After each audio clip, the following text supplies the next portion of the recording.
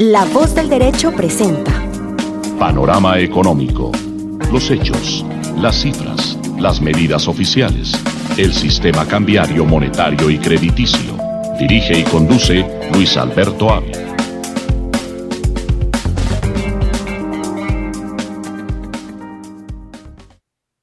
Muy buenas tardes, bienvenidos a Panorama Económico en La Voz del Derecho, con la dirección general del doctor José Gregorio Hernández Galindo. Hoy nos acompañarán en este equipo de trabajo panelistas Óscar Lozano, Jimena Charri, Alejandro Velandia, y pues hoy tenemos un invitado especial, al ingeniero Mario Gómez, que es de TCI, esta empresa importante en Chile y en España, y que tiene obviamente inversiones en varios países, que tiene que ver con la producción de hidrógeno verde y también la experiencia que han tenido en estas etapas que estamos desarrollando en todo el mundo de energía renovable y la descarbonización del planeta, que es un gran reto que se está planteando para el 2030 y el 2050. De tal manera que esta primera fase la vamos a dedicar a intercambiar opiniones, a cómo se ve el panorama aquí en América Latina, en Brasil, en Argentina, cómo está la situación, porque realmente hay una gran expectativa de cómo los países pueden ir sustituyendo exportaciones de petróleo, ingresos de petróleo, y tener en el futuro, en el caso chileno, por ejemplo, el cobre, que es una de sus principales fuentes de divisas, pues el hidrógeno a futuro puede ser una de las alternativas para ir reemplazando estos ingresos de los países de América Latina. Muy buenas tardes, Mario, bienvenido a Panorama Económico en La Voz del Derecho, y qué placer tenerlo acá. Me cuenta que está desde España y que pues podamos compartir experiencias, esa altísima tecnología que ustedes han desarrollado y los proyectos que vienen implementando en América Latina, y obviamente pues dentro del grado de confidencialidad que muchos proyectos todavía no se pueden dar a conocer, pero trataremos de intercambiar por lo menos la perspectiva. Buenas tardes, bienvenido a esta charla aquí con Panorama Económico en Colombia, y iniciemos este diálogo muy agradable sobre cuál es digamos, un pequeño resumen de la historia de ustedes, lo que han hecho en Chile inicialmente. Hola, buenas tardes, Luis Alberto. Muchas gracias por invitarme. Es un gusto para mí poder compartir con ustedes. La verdad que me siento muy halagado de su invitación. Bueno, si quiere le hago una pequeña presentación de qué somos nosotros para explicar un poco cómo es la evolución de la civilización del hidrógeno visto de nuestra perspectiva. Nuestra empresa ha migrado como TCI, migrado de una ingeniería y construcción de energías renovables, en la que llevamos ejecutando tanto en Europa como en Latinoamérica, en Chile, Perú, Argentina, Uruguay, grandes plantas de energía fotovoltaicas, pero nosotros hemos sido siempre un enamorado del hidrógeno verde, claro está. La economía del hidrógeno, bueno, es la solución inmediata y la única que por el momento puede asegurar una velocidad necesaria para la descarbonización del planeta. A día de hoy se hace necesario este cambio porque ya no se puede tapar uno los ojos y seguir con las líneas negacionistas sobre el cambio climático. El hidrógeno verde es desde hace muchos años el único método para descarbonizar el planeta, porque la mayoría de la energía se consume en partículas. Podemos hacer muchas energías renovables, que son muy buenas y son necesarias, pero la energía principalmente la consume en partículas, es decir, en combustibles fósiles. Nosotros, desde hace ya muchos años, lo que ocurre es que no se daban las circunstancias, apostamos por el hidrógeno. Y en el devenir de los últimos 14 meses, no mucho más, ha pasado algo en la historia que es equivalente a la caída del muro de Berlín y la finalización de la Guerra Fría, y se han dado ese cúmulo de circunstancias en el cual el hidrógeno ha, digamos, eclosionado y hoy está presente en las rutas energéticas, rutas del hidrógeno, valga la redundancia, de la mayoría de los países, como todos los países que suman más del 80% del PIB mundial tienen su ruta de hidrógeno. Perfecto. Y especialmente ahora en estos dos escenarios, en Atacama y todo lo que es la Patagonia, ¿cómo están desarrollando los proyectos ustedes? ¿En qué etapa se encuentran? ¿Qué nivel de producción están realizando? Y obviamente cómo han escalado en esa nueva canasta energética de Chile. Bueno, Chile ha sido un país avanzado en el desarrollo de estrategias del hidrógeno verde y además ha sido un país dinamizador de toda la región. Yo soy director de H2 Chile y la he vivido desde dentro, toda esa evolución. También soy colaborador de la incipiente Asociación Colombiana del Hidrógeno, la cual soy suplente en la asamblea. Y Chile ha tenido una estrategia muy buena, con mucho apoyo del gobierno, de la academia y de la industria. Y hoy día hay grandes proyectos sobre la mesa, dividido en dos grandes zonas. Una es, como usted dice, en el desierto de Atacama, donde tenemos en Chile una de las mayores radiaciones del mundo, y hay grandes proyectos. En nuestro caso, desarrollamos un proyecto, estamos en desarrollo del proyecto. Tienen que tener en cuenta ustedes que estos proyectos son a medio plazo, se tardarán entre 2 y 3 años en entrar en funcionamiento, porque son proyectos muy grandes. Nuestro proyecto Oasis es un proyecto que es una planta fotovoltaica de 3 gigavatios, que yo tenga contabilizada, no hay ninguna planta en el mundo tan grande aún, para generar alrededor de 100.000 toneladas de hidrógeno al año.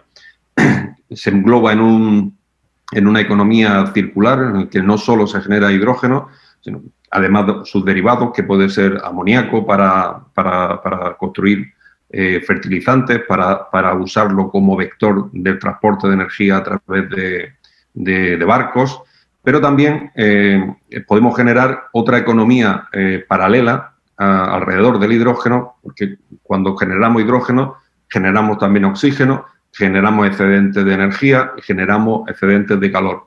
Oasis es un ejemplo que nació para eso, para demostrar que la economía circular es posible también en la energía y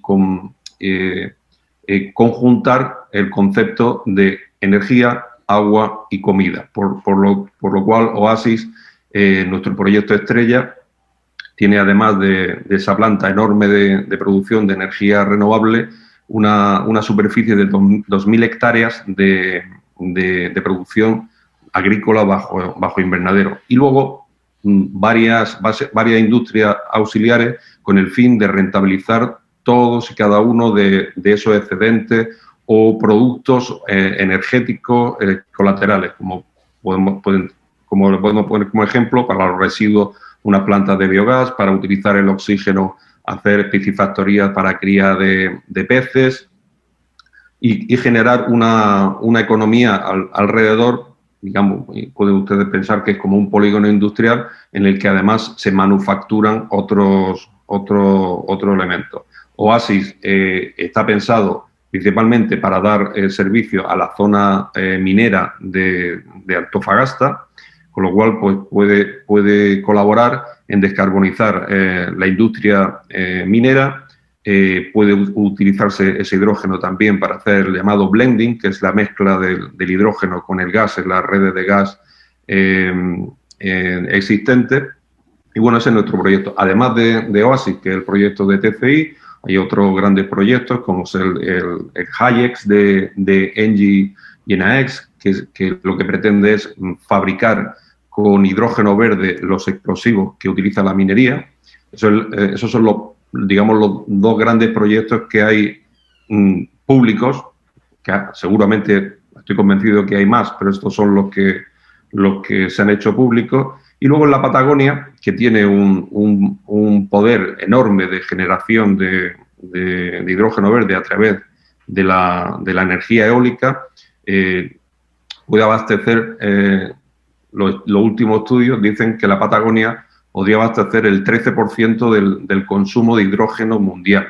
Y ahí hay ya varios proyectos, algunos como el de Enel, Siemens y otras compañías como Porsche, que pretenden generar hidrógeno para, a su vez, generar un combustible a través del metanol, basado en la unión del hidrógeno verde obtenido por electrolisis y con energías verdes y con captura de CO2 del medio ambiente para generar este combustible, digamos, verde. Se unen otros proyectos para utilizar el hidrógeno en plantas químicas. Por supuesto, hay proyectos para generación de hidrógeno y el uso en refinerías. Y luego hay proyectos algo más pequeños orientados a la movilidad. Nosotros tenemos uno en la zona centro-sur, llamado H Valle Sur, que lo que pretendemos es en zonas donde hay unas flotas de tráfico recurrentes que van y vienen todos los días al mismo sitio, en este caso es la industria forestal. Estamos diseñando una red de hidrogenera, de generación de hidrógeno con energías renovables y posteriormente instaurar hidrogeneras para cargar los futuros camiones impulsados por hidrógeno verde.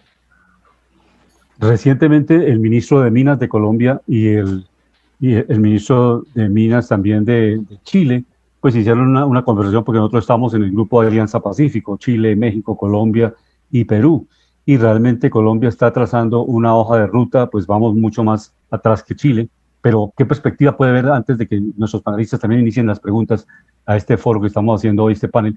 ¿Qué perspectiva se le puede dar a Colombia? Colombia, pues obviamente también tiene una gran reserva en energía eólica y pues en energía solar, que es uno de los elementos fundamentales para la producción de hidrógeno verde. Bueno, yo le puedo decir que todos los días hablo con alguna empresa, algún empresario o alguna persona interesada de Colombia. El interés en Colombia es manifiesto. Como le decía, tanto así que no me he podido negar a colaborar con la nueva Asociación Colombiana del Hidrógeno. Ustedes saben, porque conocen la economía de su país, que Colombia es el siguiente gran mercado de energías renovables de Latinoamérica. Tiene una proyección enorme. El hidrógeno con esa energía renovable, que son renovables y no siempre son gestionables, en el sentido de que se produce energía cuando hay sol o cuando hay viento. El hidrógeno es un vector que se puede aprovechar, toda esa excedente, esas puntas de energía que no se pueden verter a la red para almacenarlo y convertirlo como los ejemplos de Chile, o bien para uso directo de hidrógeno en refinerías, que seguro que la consumen, en productos químicos, en acerías, pero también por la particularidad de la orografía de Colombia, se están haciendo estudios para generar energía en la zona no bien comunicada de Colombia, generar energía eléctrica y con esa energía eléctrica generar ese hidrógeno que posteriormente se utilizaría como combustible para vehículos, como almacenaje de energía para utilizarla en la noche, por ejemplo.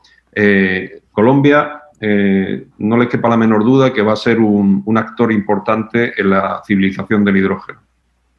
Perfecto. Le damos la bienvenida a Alejandro Velandia y a Jimena Charri. Alejandro, bienvenido. Estamos con un invitado muy especial, el ingeniero Mario Gómez, que es el presidente, el CEO de la empresa TCI, que su sede principal está en España, pero también obviamente están ejerciendo grandes proyectos aquí en Chile, en América Latina. Alejandro, bienvenido a Panorama Económico. Muy buenas tardes a todos nuestros oyentes del programa Panorama Económico. Muy buenas tardes a nuestro invitado, Mario Gómez, mis estimados colegas de panel. Muy buenas tardes. Ahí precisamente, qué interesante que sigamos con este tema. Ya veníamos en varios programas hablando de esto.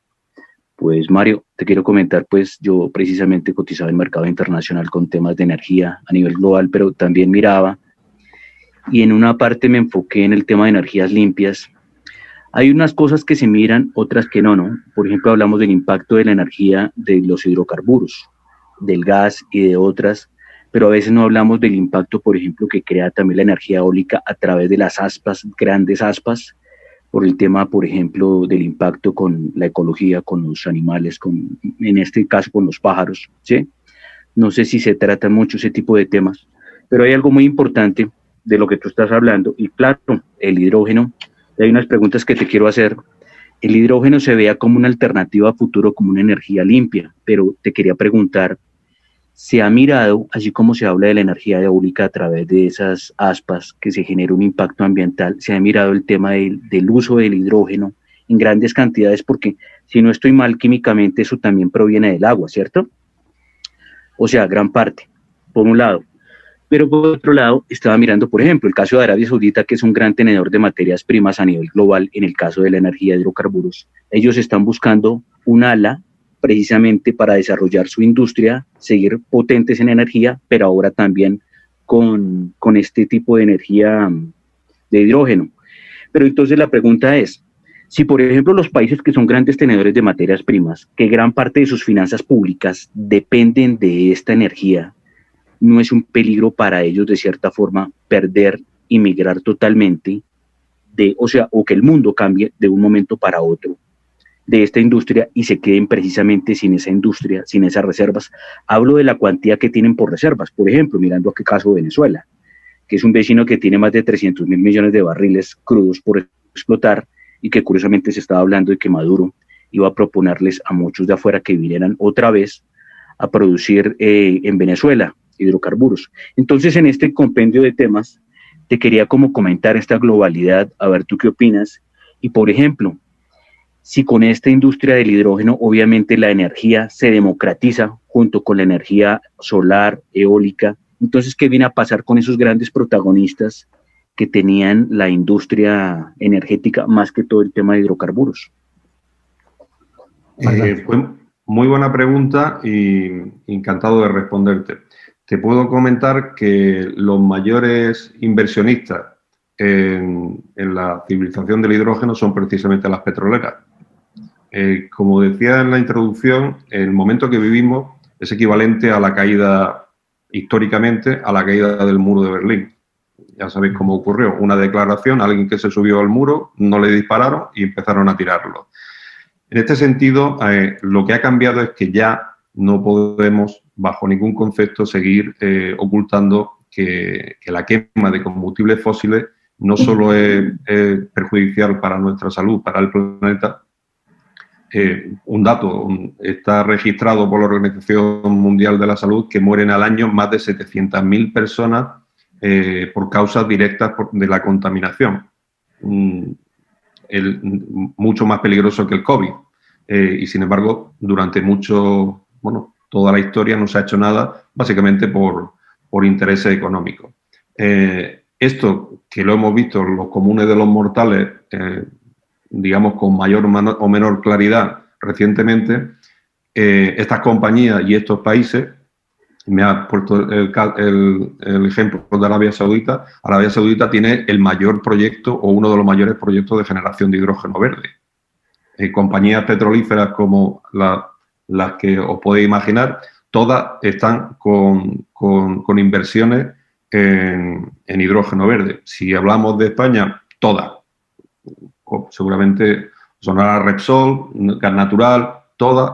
Iberdrola migró ya hace mucho tiempo a la energía verde, pero son los campeones del hidrógeno verde. En Chile, igual, ENAP es socia de H2 Chile. No hay vuelta atrás.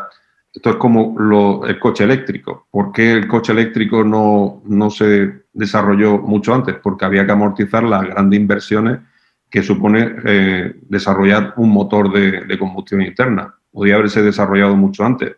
En cuanto aparece, en este caso el muro de Berlín se llamaba Elon Musk, que se empeñó en hacer coche eléctrico y ya no tuvo más remedio que las grandes corporaciones automovilísticas, Volkswagen, Chevrolet, todas tienen coche eléctrico. Una pregunta, perdón, un paralelo. Sí. O sea, producir hidrógeno es mucho más caro o más barato que producir energía solar eólica, y también comparativo con el petróleo, ¿cómo sería? O sea, ¿es muy competitivo a nivel de costos? Bueno. A ver, le voy a poner un ejemplo. En el año 2007, generar un kilovatio hora de energía fotovoltaica, si no estaba subvencionado, era imposible hacerlo. Los contratos de suministro que se hacían hace 10 años con energía fotovoltaica tenían que estar subvencionados y se pagaban a 200, 300 dólares el megavatio hora. Hoy ya compiten a mercado y es más barato que la energía nuclear, más barato que cualquier otra energía en cuanto a energía eléctrica. El hidrógeno, el año pasado los precios, algunas referencias, llegar a la paridad con el hidrógeno gris. Hidrógeno, tenga usted en cuenta que se consume muchísimo en el mundo, pero muchísimo. Usted no podríamos tener la vida que tenemos sin el hidrógeno, porque sin el hidrógeno no tendría usted gasolina, porque se utiliza para el refino del petróleo. Sin el hidrógeno no podría tener ciertos alimentos ni muchos productos químicos. Lo que ocurre es que ese hidrógeno se extrae actualmente de los productos, de los combustibles fósiles, a través de un proceso reformado que para extraer una parte de hidrógeno emitimos entre 8 y 9 partes de CO2. O sea, es un hidrógeno, le llamamos gris, o le llaman gris, es un hidrógeno contaminante. El cambio de paradigma es que ahora estamos hablando de hidrógeno verde. Verde quiere decir que no emite y se extrae. Hay varios métodos, el más democratizado es por electrolisis, que se basa en introducir en un electrolizador, es una máquina sencilla, introducir agua y electricidad. Y por otro lado sale oxígeno e hidrógeno. Es totalmente verde. Si me pregunta usted sobre los precios, le comento que hace 14 meses el precio de paridad de $1 y medio, el kilo de hidrógeno, para equipararse más o menos al hidrógeno contaminante, estaba previsto para el año 2050. Hoy día está previsto para dentro de 3 años. 3, 5 años, depende. Aquí solo en 14 meses, menos de 14 meses, en 12 meses, le hemos rebajado alrededor de 25 años. ¿Y esto por qué? Porque ha crecido el interés, porque la industria se ha puesto en marcha y porque se están poniendo encima de la mesa proyectos que hacen que la economía de escala hace que baje. En resumidas cuentas, si me pregunta, a día de hoy todavía es más caro el hidrógeno verde que el hidrógeno gris. Y el hidrógeno gris, ya le digo, que lo utilizamos diariamente por millones de toneladas, o anualmente por millones de toneladas. Lo que estamos haciendo ahora es, primero, sustituir ese hidrógeno gris que ya utilizamos por un hidrógeno verde, pero además darle otro mucho uso, como es el del transporte en movilidad. Ya saben ustedes que hay coches de hidrógeno que funcionan perfectamente, solo que todavía son muy caros. Pero aquí tenemos que ver qué es lo que queremos iba a decir en el largo plazo, pero es que la civilización avanza de una manera que se llama exponencial. El futuro cada día se escribe en menos tiempo. En el siglo pasado el futuro se escribía a 20 años vista, hoy nada se hace a 20 años vista. Es costoso desarrollar la industria del hidrógeno para cualquier país. O sea, se puede democratizar y con lo que estamos viendo y con lo que usted nos comenta, pues podemos ver que todos los países pueden ser desarrolladores de esta industria, ¿cierto? Cierto. Esa es la gran ventaja de la civilización del hidrógeno, y es que se puede generar hidrógeno en casi cualquier parte del mundo. En algunos lugares es más barato porque el 60 al 70% del coste de generar hidrógeno es el coste de la electricidad. En lugares como el caso que hablábamos de Chile, en el desierto de Atacama, con una radiación tan enorme, el precio de la energía eléctrica obtenida de plantas fotovoltaicas es muy barato, con lo cual el hidrógeno será más barato. Zonas como Australia o Arabia Saudita son equivalentes. En zonas con mucho viento, como es el caso de Magallanes en Chile, pero estoy convencido que hay zonas de Colombia que también lo son, incluso con energía hidráulica, que también es una energía verde, también se puede generar hidrógeno. En respuesta a su pregunta, todos los países, de una manera o de otra, pueden generar hidrógeno verde. O algunos países como una isla, no sé, imagínese, Puerto Rico, pues tiene poco espacio, no tiene quizás los medios para generar energía renovable, le costará más.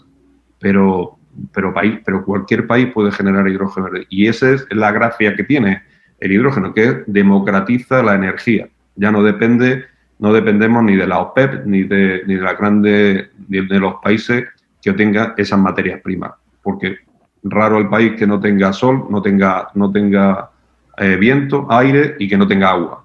Solo con esas condiciones ya se puede conseguir hidrógeno verde.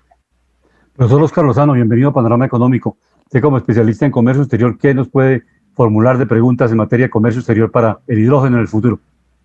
Bueno, muy buenas tardes a todos los oyentes de Panorama Económico.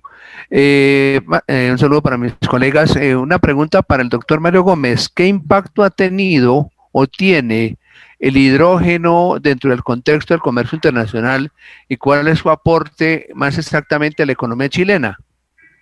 Muchas gracias. Un gusto, don Óscar. Como le digo, la economía del hidrógeno se está desarrollando desde hace muy poco tiempo, de manera ya fehaciente, y ahora mismo todos los proyectos están en proceso de factibilidad. Es decir, algunos ya se están desarrollando, pero aún no hay unos indicadores económicos, sí previsiones, que se los puedo contar, pero todavía no se ha producido ese inicio de la comercialización de hidrógeno verde de facto. Las previsiones, por ejemplo, para Chile, es que para el año 2025 se prevé que haya una potencia instalada de unos 25 gigavatios, de 5 gigavatios equivalentes, que es muchísimo, no hay en el mundo nada parecido, y una aportación a la economía en negocio de alrededor de 2,5 billones 5 billones de dólares en exportación, en generaciones de exportación de hidrógeno. Eso solo para el año 2025, que como hablábamos antes, en términos de futuro, eso es pasado mañana, eso es dentro de nada. Para el año 2030, Chile tiene una previsión, tiene la ambición, y eso persigue ser un líder exportador de hidrógeno con un negocio de alrededor de 2,5 billones de dólares anuales en exportación. Los 5 billones que le contaba antes no en exportación, sino en la cifra de negocio que generará la economía del hidrógeno. Perfecto. ¿Hablas de 2.5 billones? ¿Perdón? 2.5 billones. ¿2.5 billones de dólares? 2.5 billones de dólares en exportaciones de hidrógeno y sus derivados. Sus derivados son amoníaco, combustibles verdes, y los principales mercados de exportación previstos para Chile son el mercado asiático, Japón principalmente, y Estados Unidos y Europa. El proyecto de HIF en Magallanes, el que está incluso subvencionado en parte por el gobierno alemán, y la automotora Porsche pretende exportar sus combustibles, sus e-fuels, que le llaman, combustibles verdes, desde Magallanes hasta Alemania. María Jimena, buenas tardes, bienvenida a Panorama Económico. ¿Algunas preguntas para nuestro invitado? Claro que sí, muy buenas tardes para nuestros oyentes, para nuestro invitado, un gusto tenerlo en nuestro programa y un saludo para nuestros compañeros de panel. Mario, quería hacerle las siguientes preguntas. Chile es líder en el desarrollo de hidrógeno verde en América Latina. ¿Cómo ha sido la estrategia nacional para convertir al país en productor y exportador de combustible, dijéramos, de clase mundial? La siguiente es, como ya lo ha mencionado, en Siemens Energy, Porsche y AME anunciaron planes para instalar la primera planta comercial de producción de electrocombustible derivado del hidrógeno en la región de Magallanes, en el extremo sur de Chile. ¿Cómo va ese ambicioso proyecto? La otra pregunta que le tengo es, Colombia, sabemos que es un importante potencial carbonífero en el país. ¿Se puede generar hidrógeno a partir de carbón? Y la otra pregunta es si es viable que en las principales ciudades de Colombia se construyan parques solares que permitan que la iluminación de estas ciudades se genere a partir de este recurso energético? Muchísimas gracias. Muchas gracias, María Jimena. Espero no olvidar todas las preguntas. A ver, la primera sobre Chile. Mire, es un compendio de circunstancias, pero que no cabe duda que ha involucrado, digamos, en Chile se habla de la triple hélice. Y es que se ha dado la confluencia de que el gobierno, liderado por el biministro Juan Carlos Llobet, que es uno de los más mediáticos de Latinoamérica, y además un absoluto enamorado del hidrógeno, la asociación chilena a la que tengo el gusto de representar, que ha unido a una gran cantidad de personas con un ímpetu impresionante, con gente que venía de Europa, ingenieros químicos, ingenieros ambientalistas, que estaban totalmente enamorados. Me ha salido una frase a partir de esta, yo creo que ha nacido del amor al hidrógeno, ha conseguido embaucar a la sociedad, a la academia, que es la otra hélice. Entonces, la academia, la industria y el gobierno, la administración, se han unido de una forma impresionante. Hay un evento que también hay un club, se llama el Club de Innovación, que es muy activo en Chile, y el Club de Innovación junto a H2 Chile, nuestra asociación, hacía un ciclo de conferencias que el COVID, que ha traído cosas malísimas, y las sigue trayendo, pero hizo que este ciclo de conferencias se viralizara porque se hacía siempre online. Y ha conseguido llegar no solo a Chile, sino a toda Latinoamérica, incluso a Europa, y ha tenido una calidad impresionante ese ciclo de conferencias, y lo han hecho haciendo partícipe a toda la sociedad chilena, a las comunidades, como digo, a la academia, a la industria. Eso junto a las bondades que tiene el país para este tipo de energía, ha hecho que Chile sea lo que es hoy, o sea, el motor de Latinoamérica para el hidrógeno. Además, nuestro presidente y toda su junta tienen una apertura hacia el resto de Latinoamérica. Ha colaborado con la asociación colombiana, con la mexicana, con la peruana. Todo país que solicita ayuda a Chile, en este caso, como chileno de adopción, como saben, yo soy español, pero me siento muy orgulloso de todas las personas que ahí trabajan, porque son unos incansables y enamorados del hidrógeno. Luego, como digo, y fundamental, tener la mayor radiación del mundo y los mayores vientos del mundo también ayuda. Tu segunda pregunta, si no recuerdo mal, era sobre el carbón y el hidrógeno, o había otra, carbón e hidrógeno. Sí, evidentemente el hidrógeno hoy día ya se puede sacar del carbón, pero sigue siendo un carbón gris, un hidrógeno gris, es decir, contamina. Puede convertirse en hidrógeno azul. Hidrógeno azul es un hidrógeno que se extrae de fuentes contaminantes o recursos fósiles, pero que tiene un proceso de captación del CO2. En principio, no parece que vaya a ser el recurso apetecido para obtención de este hidrógeno. Y es ese es un punto de vista muy personal. Hoy día podría llegar a ser algo más barato, que no lo tengo claro, obtener un hidrógeno azul, pero por analogía a lo que ha pasado con la fotovoltaica, la eólica, la bajada de precio de los equipos de electrolizadores y todos los accesorios va a hacer que no sea rentable obtener un hidrógeno azul. Había una pregunta que no sé si me he saltado. Y lo de las plantas solares para que pudiera generar iluminación energética, claro, en algunas ciudades de Colombia, y la otra es sobre la planta comercial de producción de electrocombustible derivado. Sí, sabía que me había saltado. Sí, la de GIF.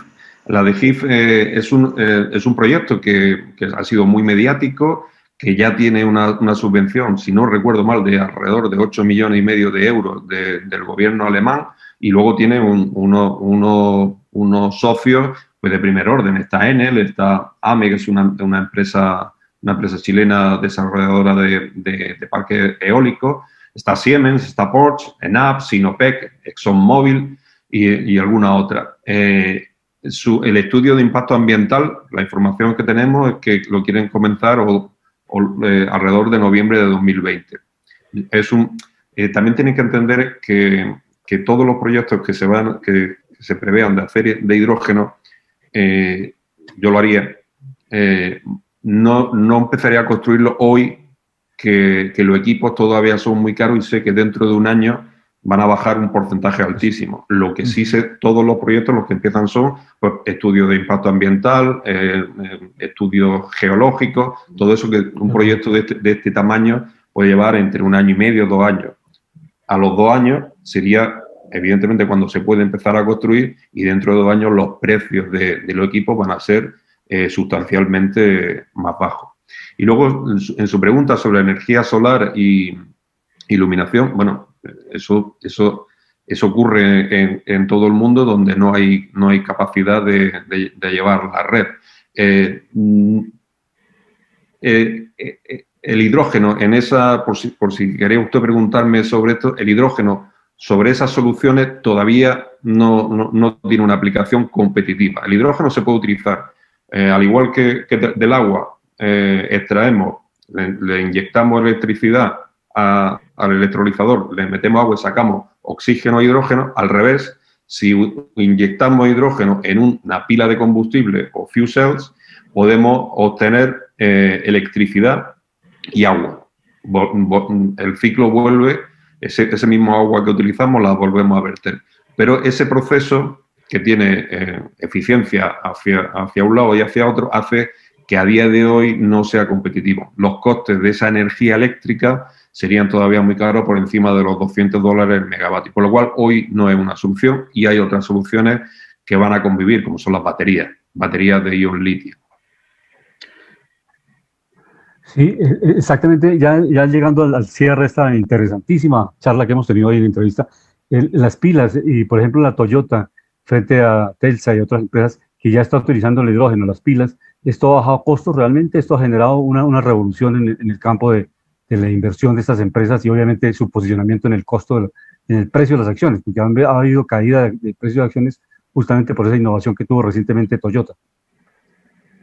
Sí, Toyota, Hyundai son las principales empresas, las más grandes que han apostado por las pilas de combustible. No son las únicas, hay otros fabricantes de pilas de combustible que ofrecen sus productos para otros vehículos menos comerciales, como son las carretillas elevadoras. Hay una empresa que está participada por el dueño de Amazon, o por Amazon, porque se dio cuenta este señor que sus carretillas, su elevadora, las que utilizan sus centros logísticos por cientos, trabajan 24 horas y no pueden descansar. No pueden utilizar las de gas porque son contaminantes dentro de un espacio cerrado, pero han sustituido a las de batería porque tardaban, 4 o 5 horas en cargarse, de manera que con el hidrógeno cargan en 5 o 10 minutos y tienen una autonomía equivalente a la batería.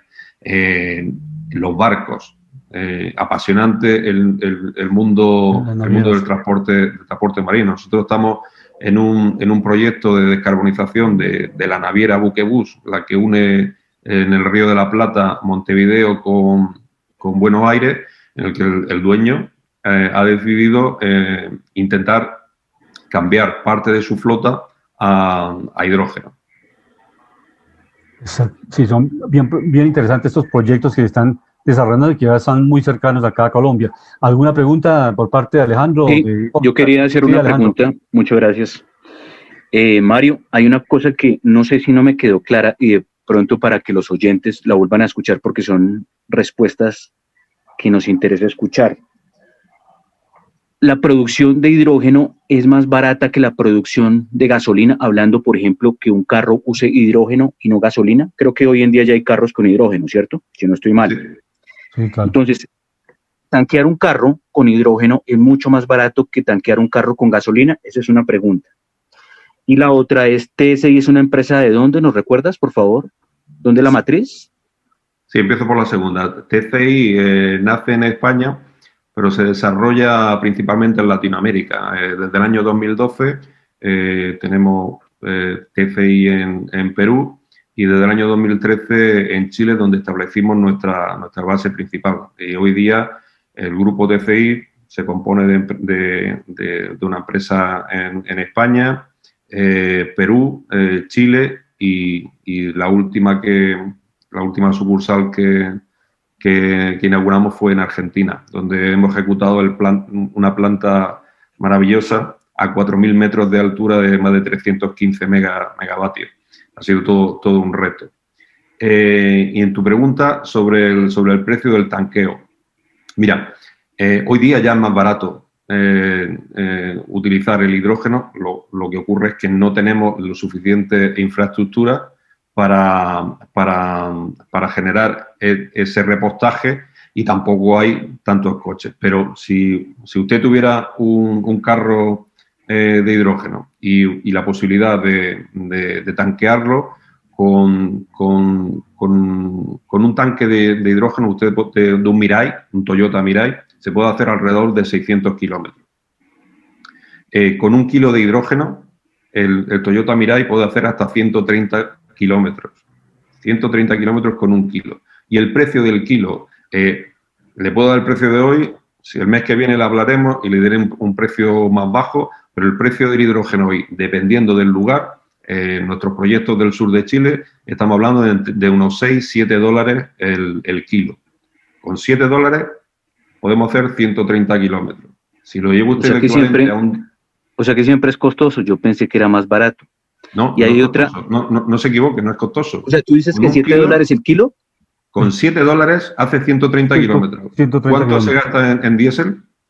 Pues, por ejemplo, el kilo, aquí en Colombia el dólar está más o menos 3.600, 3.500. O sea, serían $7 más de 20, serían como 23, 24 mil pesos por cada 130 kilómetros. Y para hacer 130 kilómetros acá se van, ¿cuánto de gasolina? Por lo menos 100.000, 80.000 se van, es prácticamente lo mismo, es casi lo mismo. No, más barato el hidrógeno. Sí, pero por ejemplo... Barato el hidrógeno, lógicamente. Sí, precisamente. Daño ambiental. Sí, precisamente. Entonces, estoy hablando es por el tema de competitividad para que la gente conozca más o menos cómo es el tema de cómo sería un tanqueo con el hidrógeno, ¿sí? Y hay otra cosa que te quería plantear, es que obviamente, pues yo veo que Chile, no sé si, pues creo que tú lo conoces mejor que yo, pero Chile creo que también le tocó buscar estas tecnologías porque Chile no es un gran poseedor de energéticos como hidrocarburos y gas, ¿cierto? Eso por un lado. Pero otra cosa que te quería plantear, o sea, ¿por qué exportar o importar hidrógeno cuando se puede producir en cualquier país? Porque no es la capacidad. Por ejemplo, Japón va a ser uno de los mayores consumidores de hidrógeno. No tiene espacio en su país para tener las plantas de energía renovable suficientes para el consumo de hidrógeno que va a tener. Australia y Chile van a ser sus principales proveedores. Europa va a ser un enorme consumidor de hidrógeno y no tiene capacidad, no tiene terrenos suficientes como para generar la energía verde suficiente para ese consumo de hidrógeno. Chile tiene una cantidad enorme de desiertos que con una radiación altísima que puede proveer de un hidrógeno más barato porque el coste de la energía, como le decía antes, es entre el 60 y el 70% del coste final del hidrógeno y a energía más barata, hidrógeno más barato. Tengo una última pregunta. Sígame, Jimena. ¿Es el hidrógeno verde el combustible del futuro? No.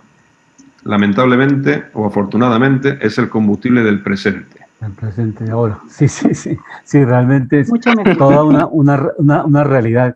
Y qué placer haberlo tenido acá en Panorama Económico, en La Voz del Derecho. No será la última oportunidad porque alguna vez, no sé si ha venido a Colombia en alguna oportunidad o habrá la oportunidad para que venga a Colombia. Afortunadamente por un lado, lamentablemente porque solo fue una, estuve en Bogotá. Perfecto. Pero hermoso será país. Un gusto. Exactamente, será un gusto poder volver a conversar sobre este tema y nosotros estaremos monitorando aquí con el Ministerio de Minas y con los avances que tengamos acá en Colombia para seguirle consultando, preguntando, y pues obviamente en esta perspectiva que es realmente un futuro muy, muy importante, será una de las bonanzas que tendrán los países de América Latina en los próximos años. Muchas gracias, Mario, por estar acá con nosotros. Un placer y muchas gracias nuevamente por la invitación. Bueno, una feliz tarde en esta invitación que le hemos cruzado. Muchas gracias. Gracias.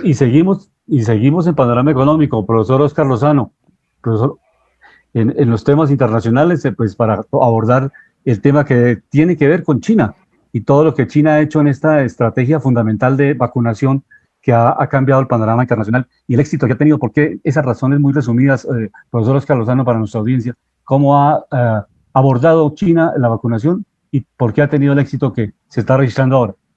Sí, doctor Ávila, de acuerdo a lo que usted me pregunta, y gracias antes de seguir con el doctor Gómez por su extraordinario aporte al programa sobre el campo de la investigación del hidrógeno, muy interesante. Pues China le apuesta a lo que se conoce como al soft power.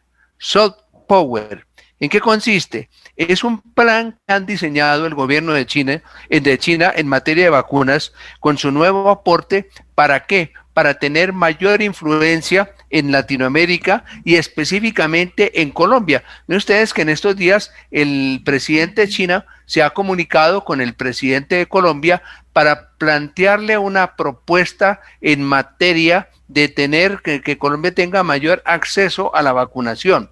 Y eso le ha permitido a China tener una mayor influencia en el mercado latinoamericano.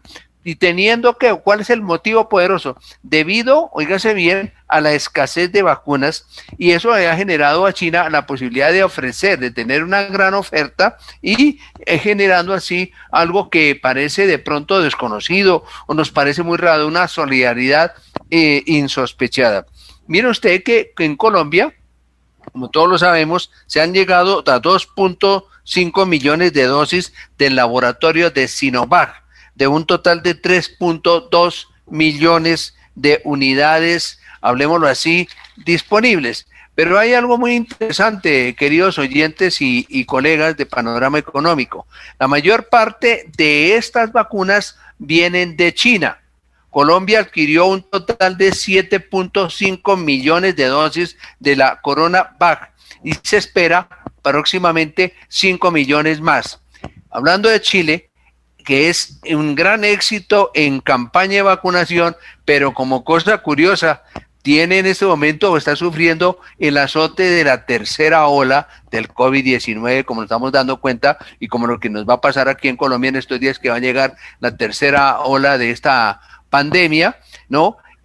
Ha hecho, digamos, una gran inversión, ya ha hecho un proceso de vacunación de 13 millones de habitantes y va a recibir otras tantas vacunas en los siguientes 3 años. Otros países, vale la pena señalar, como el caso de Argentina, como el caso del Perú, el caso de Ecuador, van a recibir un promedio de 20 millones de vacunas. Eso es muy importante. En otras palabras, ¿qué se quiere señalar? ¿Qué quiero señalar? Que China ha puesto en marcha en América Latina lo que se llama la diplomacia de la vacuna. Esto por un lado. Pero déjenme también contarle a usted y a los oyentes algo interesante que me llama poderosamente la atención cuando estamos hablando de todo este contexto internacional, algo que está desarrollando el Perú y que nos sirve a nosotros como referencia cuando se habla de la Alianza del Pacífico, porque Perú y Chile son compañeros de Colombia en este proceso junto con México de la Alianza del Pacífico, y Perú hace parte de la Comunidad Andina de Naciones con Colombia.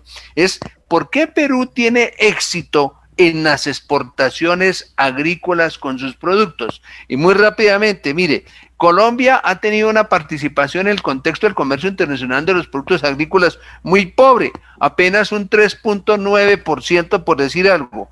En la década poderosa que tuvo Colombia fue en la década de los 70, cuando la exportación y la bonanza cafetera, y también, por otro lado, la producción de flores. En el Perú hay una diferencia muy marcada. Mire usted, las exportaciones agrícolas tienen una enorme participación del Producto Interno Bruto. Inciden en más de un 10%, han crecido en más de un 10% con unos ingresos superiores a los 4.000 o 5.000 millones de dólares. Y nos preguntamos, ¿cuáles son los productos que exporta Perú? Pues mire usted, aguacates, que Colombia también produce aguacates, arándanos, mangos y espárragos. Colombia también produce mangos, Colombia también produce espárragos. Entonces mire usted que esto le ha permitido al Perú ubicarse junto con el atún. Recordemos que Perú es uno de los grandes productores a nivel mundial del atún. Mire, un dato importante. Perú está hoy en día dentro del contexto del comercio internacional, reconocido por la Organización Mundial del Comercio como uno de los 5 grandes exportadores del mundo. 5 grandes exportadores del mundo. Eso es un ejemplo para Colombia. ¿Y este éxito cómo lo ha logrado? Pues a través de negocios que se han canalizado entre los supermercados, entre los productores, ha tenido una gran importancia y ha jugado un papel protagónico en lo que es la gastronomía peruana, que tiene una muy buena fama en el contexto de las comidas, en el contexto internacional, por decirlo así. Y eso les ha permitido a ellos, por ejemplo, ponerse en contacto con pequeños y grandes productores, con grandes dueños de los supermercados en el Perú. Entonces, eso les ha permitido. ¿Y cuál es el efecto? Que el Perú, con todos los problemas políticos que ha tenido, por problemas de corrupción, en fin, que hemos hablado y que conocemos, ha diseñado políticas económicas que le han permitido estimular las exportaciones. Pero con un elemento muy importante, profesor Ávila, es que eso ha generado confianza entre los productores, entre los campesinos, entre el sector agrícola, porque Perú también es un país muy parecido al nuestro, tenemos frontera con el Perú, entonces eso nos sirve para nosotros entender, han tenido lo que es la confianza, han mirado la calidad, el empaque, las garantías de los productos, y eso han llamado poderosamente la atención a los grandes consumidores en el mundo. Recordemos que Colombia y Perú, para finalizar, tienen una historia muy similar, un pasado colonialista, un presente que ha tenido grandes problemas, grandes conflictos, pero a nosotros nos deja un mensaje, es que nosotros tenemos que tener confianza, y esa confianza, y también otro punto, diseñar políticas públicas que fortalezcan realmente el sector agropecuario. Profesor Ávila. Muy bien, sí, hay algo, el tema de la tenencia de la tierra es clave, ¿no? Porque Colombia, si bien es cierto, lo que lo identifica es la gran concentración, el coeficiente de Gini de concentración de la tierra no ha permitido hacer un desarrollo capitalista del sistema, del proceso productivo de la agricultura colombiana, obviamente con mirada internacional de exportación. Perú logra hacer ese salto, o sea, porque Colombia en algunas regiones del país estamos todavía en una época feudal, donde grandes poseedores de tierra que no la están cultivando, que no permiten que otro la cultive, que no permiten que se desarrollen proyectos de gran escala, y obviamente esa es una de las razones por las cuales nos encontramos en este atraso. Otro tema que tenemos en la agenda internacional se refiere a el tema de la posible inflación en los Estados Unidos. Esta semana se presentaron Janet Yellen y Jerome Powell, se presentaron respectivamente la secretaria de Hacienda de Estados Unidos y el presidente de la Reserva Federal a disipar esta alternativa que se estaba planteando por algunos congresistas.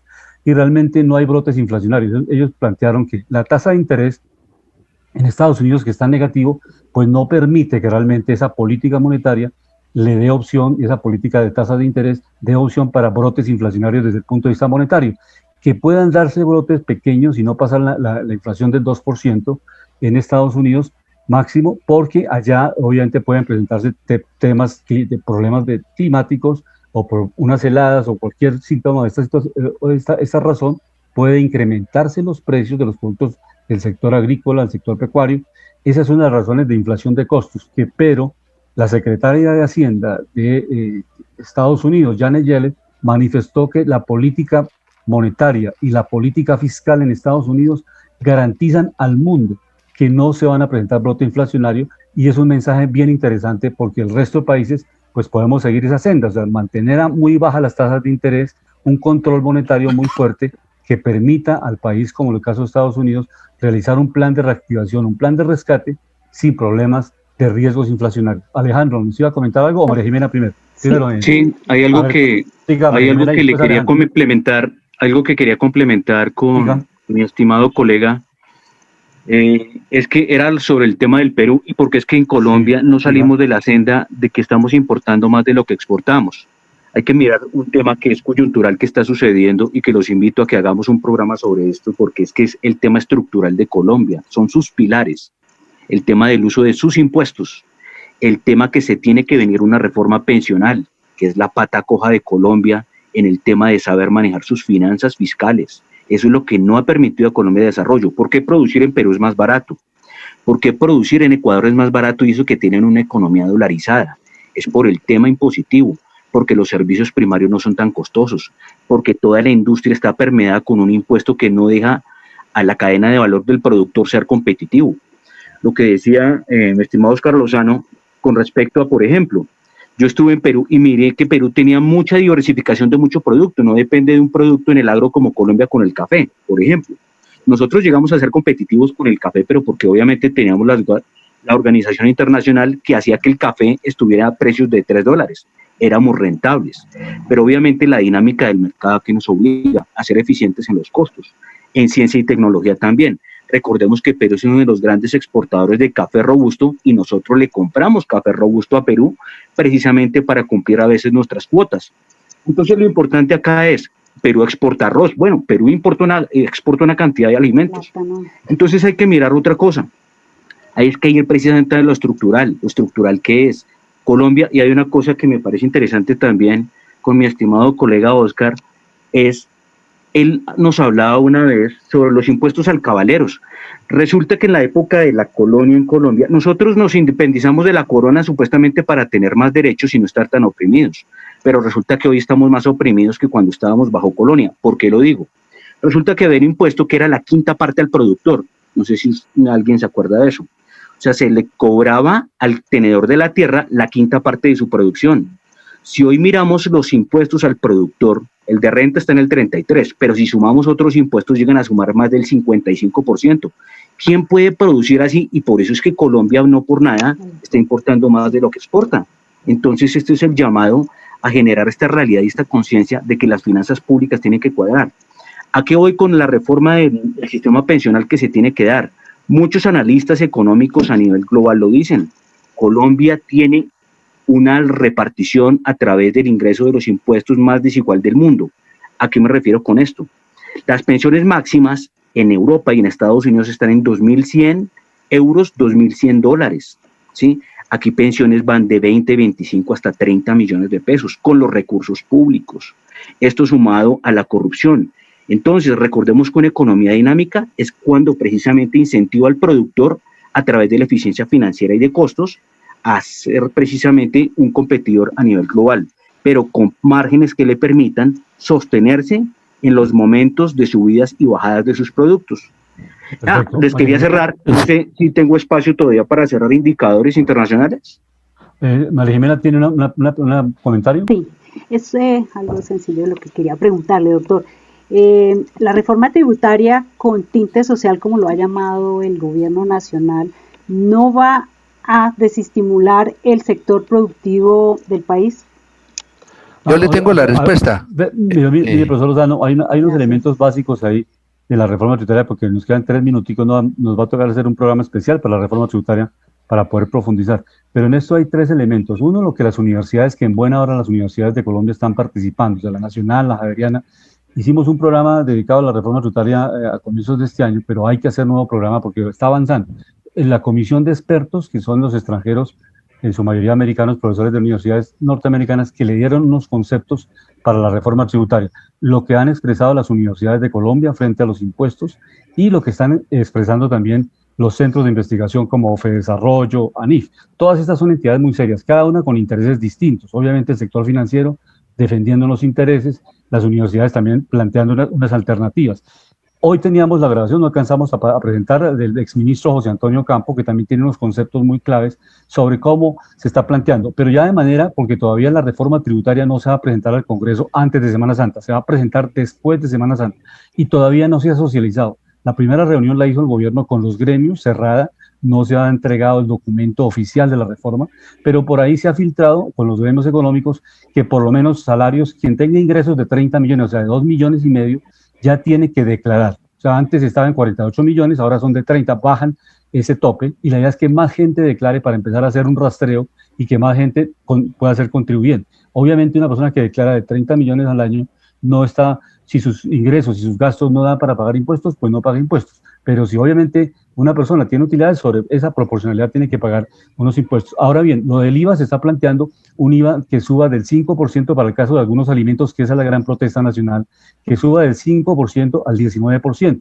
Igualmente se plantean que pensiones superiores a 7 millones deben empezar a pagar impuestos, a tributar. Que esa es, diéramos, la teoría que se ha presentado a nivel global. Perdón, ¿eso es cualquier tipo de pensiones o solo sector público? No, público y privado. Público y privado, sí. Público privado, que se reciba más de 7 millones. Porque es que, perdón, mi estimado doctor Ávila, ahí hay que hacer una anotación porque es que la gente hay que contarle la verdad, ¿no? O sea, el servidor público, la mayoría de sus ingresos los obtiene de la contribución de los impuestos que hacemos todos. Lo que hace el sector privado precisamente es pedirle sus ahorros al contribuyente que ha hecho su bono pensional. Entonces no sería justo, dicen muchos, ¿sí? No sería justo cobrarles lo mismo porque uno viene del ingreso y otro viene de sus ahorros, ¿no? Por eso es que muchos analistas a nivel nacional e internacional están precisamente trayendo modelos que se crearon en Europa, que tuvieron que hacer, por ejemplo, Grecia, Irlanda, reevaluar todo este tipo de cosas, porque muchos lo están viendo precisamente que eso es la inequidad del país, ¿no? Hay algo muy importante, profesor Ávila. Sí, profesor Oscar, siga, profesor Lozano. Sí, mire, complementando dos cositas para terminar, como usted lo señaló. Lo que busca el gobierno es recaudar 25 billones de pesos en total. Hay algo que me llama a mí poderosamente la atención de la reforma tributaria, es que los expertos internacionales han dicho que es necesario que el gobierno elimine el 4 por mil. Y algo muy importante de esos unos puntos que el gobierno plantea, que como usted lo ha señalado, se deben de poner en tema de discusión en el Senado después de Semana Santa, que es, por ejemplo, mantener el ingreso solidario, que para nosotros es muy bajo, pero lo quiere mantener el gobierno, y la generación de empleo para jóvenes entre los 18 a los 28 años. Y lo mismo, el fortalecimiento para las pequeñas y medianas empresas. Además, porque ha destacado algo muy preocupante la Comisión de Expertos, es que hay una cantidad de exenciones tributarias. Aquí en Colombia hay una cantidad de familias ricas, de terratenientes, de familias poderosas que no pagan impuestos, que tienen exenciones tributarias y que eso le está costando a Colombia un promedio de 69.1 billones de pesos. Eso es algo abismal. Entonces, pues lógicamente que esperamos a ver, que lógicamente que va a ser un debate muy espinoso, hablemoslo así, bastante complicado, cuando llegue al Senado realmente pase por la Cámara y por el Senado, ¿no? Para tomar decisiones en cuanto a eso. Ese era el comentario que quería hacer finalmente. Y para cerrar, el impuesto al patrimonio, que también obviamente se va a presentar al Congreso en este proyecto que está en el 4% y que ya hay respuestas por parte de Germán Bargallera, del Partido Cambio Radical, que no están de acuerdo porque dicen que muchas personas se irán del país si se eleva mucho el impuesto al patrimonio. Y lo del 4 por mil, ya los congresistas varios, especialmente Oscar Darío Pérez, que es ponente de la reforma tributaria anterior, ha venido planteando que el 4 por mil se recauda 8 billones.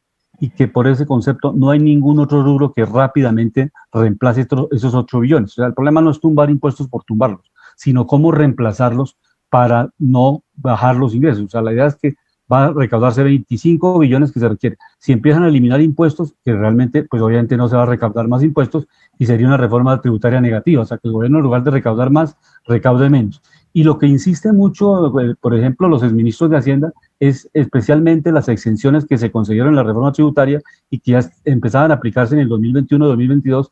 Lo que están planteando es que con esa sola medida que se tome en la reforma tributaria se van a ganar 10 billones, que fueron las exenciones que se dieron a las empresas en la pasada reforma tributaria. Si esas exenciones no se conceden, el gobierno tendrá recursos por 10 billones de pesos. Le falta 15 billones y eso los va a recaudar esencialmente con el IVA, que es uno de los impuestos más rápidos, que es impuesto indirecto y es obviamente regresivo. Esa es en materia muy rápida, pero todo esto a nivel de proyecto, porque no es una realidad todavía, sencillamente se va a discutir al Congreso de Colombia y en el Congreso de Colombia es como un molino. Allá veremos qué pasa, qué se puede aprobar y qué definitivamente el Congreso no se compromete, porque estamos en un año preelectoral y los congresistas pues no se van a dar la pela para aprobar impuestos que sean impopulares porque van a presentarse después al debate público, a la reelección, y no van a tener el voto de sus seguidores. Llegamos al final del panorama. Siga, Alejandro. Yo diría, perdón, que llegar a una pequeña reflexión, que yo les invito a todos. O sea, el país no tiene que empezar a subir más los tributos porque eso va a ahorcar a los poquitos que están produciendo o a los que están a punto de quebrarse. Lo que hay que empezar a hacer es revisar en qué estamos gastando los impuestos y apretar el cinturón en los que están recibiendo más con la contribución de todos. Mirar de verdad para dónde se está yendo el dinero y ayudar al aparato productivo de todos los sectores de la economía. Solo así podemos salir adelante. Les voy a hacer un paralelo, por favor, estúdienlo. Miren el caso de Irlanda. Irlanda tenía una crisis de bonos de deuda pública muy grave. Le tocó hacer unos cambios, bajaron impuestos, llegó a inversión extranjera directa y el país logró salir adelante. Pero si el que gasta más no trata de administrar bien los recursos y sigue gastando y aprieta a la población para que se quede sin recursos, pues obviamente el país no va a ser viable y las empresas se van a salir. Miren lo que les está pasando a Argentina. Las empresas están saliendo del país. Y eso que Argentina no tiene el déficit comercial tan grande que tiene Colombia. Entonces nosotros tenemos que tener una reflexión. Si todos pagamos impuestos, todos somos merecedores de esos impuestos. Y los políticos hay que hacerles un llamado de las tres ramas. Si a ellos se les da dinero para que administren los bienes públicos y la ley, por favor, ellos deben ser los primeros en dar ejemplo. Sí, bien, Alejandro, esos son elementos importantes, pero la voz cantante, y como lo han comentado varios medios de comunicación, la tiene el Congreso de la República. Inclusive al gobierno le criticaron que por qué se reunía primero con los gremios para entregarle cuentas y entregar el informe preliminarmente, que no fue el informe completo, que los gremios no aprueban la reforma tributaria. Constitucionalmente quien aprueba las leyes en Colombia es la Cámara y el Senado, y por allí deben pasar las leyes. Que salga una ley mala o buena, eso sí ya es parte del trabajo de los congresistas y de sus asesores económicos, financieros, etcétera. Entonces, digamos, la realidad. Claro, de acuerdo, pero mire que yo le respondo, y él queda una respuesta en el programa. ¿Sabe por qué ellos lo hacen y es importante que ellos también hagan eso?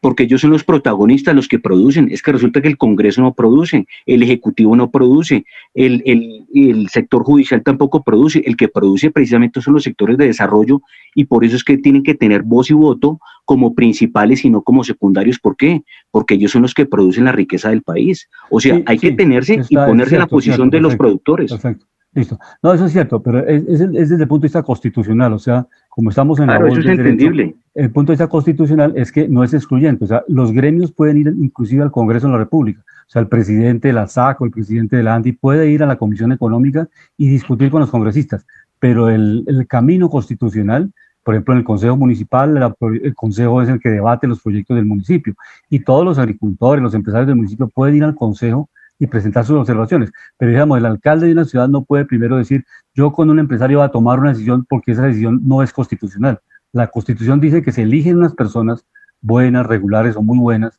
para que lleguen al Consejo a representar a la comunidad. Eso no excluye, estamos de acuerdo con Alejandro, que los gremios también participen, en todos los escenarios pueden participar. Y esas reuniones, lo que pasa es que en Colombia estamos en una etapa demasiado suspicaz, o sea, ¿por qué se reúnen unos? ¿Por qué se reúnen otros? Eso se puede hacer. Lo importante, y lo están reclamando los congresistas, que primero se radique el proyecto en el Congreso, que es el deber ser, y que allá puedan hacer mesas redondas, inclusive pueden hacer foros abiertos con los empresarios, por sectores económicos, foros con las comunidades, para que la gente opine, porque finalmente todos somos contribuyentes, empresarios, trabajadores, claro, y las personas que están asalariados. Entonces, en eso es una cuestión de procedimiento, más no quiere decir que se puedan saltar, todos los sectores son dinámicos y deben participar. El tema es el procedimiento. Y en eso lo han aclarado los constitucionalistas, como el doctor José Gregorio Hernández, varios, que es el Congreso el escenario natural para que se discutan y que allá vayan los gremios y también presenten sus propuestas, sus contrapropuestas, pueden ir los sindicatos. Por eso es importante que los actores también del gobierno sepan qué es lo que está pasando en la dinámica de la economía, claro, porque es que al que no le duele el bolsillo y al que no le toca el bolsillo, ellos prácticamente si se quieren subir el sueldo se lo suben, o si quieren crear más burocracia la crean, pues obviamente no los afecta a ellos, pero hay que recordarles a los servidores públicos, ese sector está creado no para ser monárquico, sino para servir a la población en su desarrollo de bienestar económico, porque es que resulta que hay otra forma de expropiación en un país, el tema tributario. Si el tema tributario no mejore, no hay rendimientos que generen superávit a través del buen uso, pues obviamente llevan un país a la inviabilidad. y eso se sabe. Precisamente muchos decían, a Colombia, ¿por qué se le tiene que dejar que llegue la deuda a un punto y los niveles de déficit que tiene a que se aumenten para que nosotros lleguemos a arreglar un problema cuando nos toque apagar un incendio? O sea, Perfecto, ¿por qué gracias. nosotros tenemos que darnos esa oportunidad? Llegamos al final de Panorama Económico con la dirección general del doctor José Gregorio Hernández Galindo. Hoy tuvimos la fortuna de estar con ustedes, María Jimena Charri, Óscar Lozano, Alejandro Velandia, nuestro invitado especial, el ingeniero Mario Gómez, CEO de la firma TCI, y obviamente un experto en el tema de hidrógeno. Buena tarde para todas y con la dirección, la técnica del ingeniero Luis Daza. Muy amables por su sintonía. La Voz del Derecho presentó Panorama Económico. Los hechos, las cifras, las medidas oficiales, el sistema cambiario, monetario y crediticio. Dirige y conduce Luis Alberto Ávila.